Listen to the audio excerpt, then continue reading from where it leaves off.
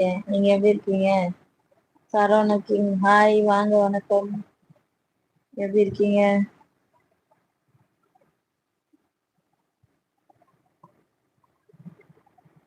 அருண் புரோஸ். அப்படியா?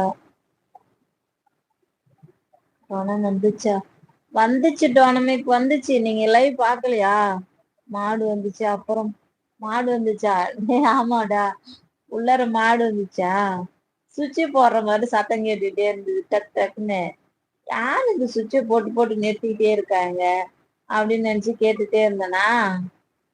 ஆஹ் டக் டக்குன்னு இவ்வளவு நேரம் யார் சுவிட்ச் போட்டே இருக்காங்கன்னு பாக்குறேன். மாடு கிச்சன்ல போய் நிக்குது.